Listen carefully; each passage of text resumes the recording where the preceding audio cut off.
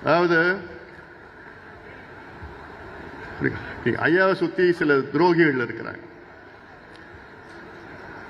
ஐயா கிட்ட தப்பு தப்பா பொய்யா சொல்லியே ஐயாவுடைய மனசை மாத்தி பொய்யான தகவலை சொல்லி, நேற்று கூட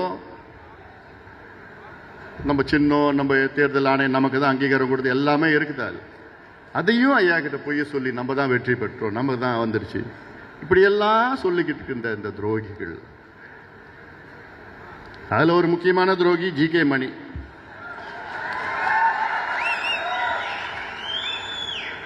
அதை பற்றி நான் இன்னும் நிறையா இருக்குது, அப்புறமா சொல்லிக்கிறேன். நான் சொல்கிற அளவுக்கு தகுதி கிடையாது அவருக்கு.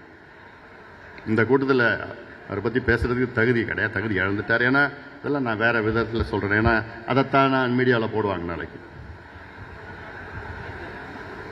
இன்னைக்கு தமிழ்நாட்டில்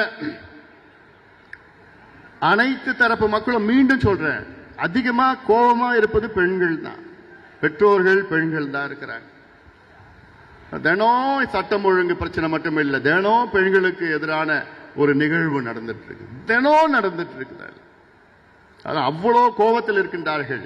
அரசு ஊழியர்களை பற்றி உங்களுக்கு தெரியும், ஆசிரியர்கள், இணை பேராசிரியர்கள், எங்கே போனாலும் மருத்துவர்கள், நெசவாளர்கள், விவசாயிகள் எல்லாம் உங்களுக்கு கோபத்தில் இருக்குது. இன்னைக்கு திமுக இன்னைக்கு ஏதோ களத்தில் இருக்கிறாங்க, இல்லை களத்தில் ஏதோ இருக்கிற மாதிரி ஒரு தோற்றத்தை உருவாக்கி இருக்கின்றாங்க. ஒரு இல்யூஷன் தான் திமுக இன்னைக்கு, ஒரு இல்யூஷன், அவ்வளவுதான்.